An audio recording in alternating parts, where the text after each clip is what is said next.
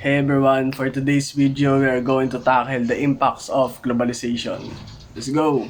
Ngayon, alamin natin kung paano nakaka-apekto ang globalisasyon sa mga estudyanteng gaya ko sa positibo at negatibong paraan. So one of the most obvious effects of globalization of student is the diversity we experience in our classrooms. With different students all around the world, we're exposed to different cultures, languages, and perspective, enriching our educational experiences. But it's not just in our classrooms. Our daily activities are heavily influenced by globalization. Kung paano tayo kumakain, like how we eat on fast food chains like McDo, ayan, mga ramen, pizza. Doon pa lang evident na yung influence ng globalization.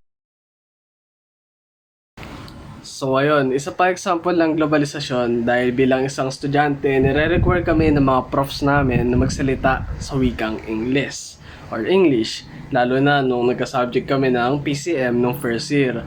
Naalala ko pa nun wala kang no choice kung di ka marunong mag-English, di ka makapag-perform. Pero ayun, dahil isang English spoiling dollars tayo, nakapasa naman tayo sa public speaking. Isa lang sa mga simpleng way kung paano nakapekto ang globalization sa pagiging estudyante ko. So ayun na nga, another way that globalization has affected our lives as a student is the way how we dress.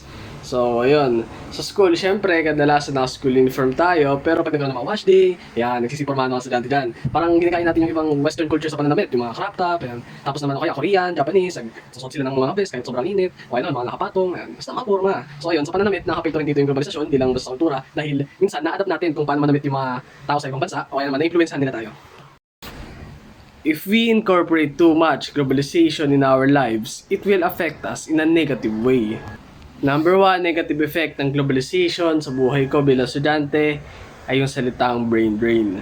Kung saan yung mga pinakamagagaling at talentadong, edukadong Pilipino ay umaalis para lang maghanap ng mas mabuting oportunidad sa ibang bansa. Bilang isang estudyante na nangarap magandang trabaho at nag-aaral na maigi upang makamit ito, hindi malayong napapasok ito sa aking isipan. Kung sa ibang bansa kaya ako magtatrabaho ay mas masaganda ang oportunidad. Ito ay isa sa mga negatibo epekto ng globalisasyon dito sa Pilipinas. Ngayong alam nyo na ang positibo at negatibong epekto ng globalisasyon, ang tanong na tumataginting sa lahat ay kung papabayaan ba natin maglaho ang kultura natin para sa kultura ng ibang bansa o pagyayamanin natin ang kultura natin. Yun lamang at maraming salamat.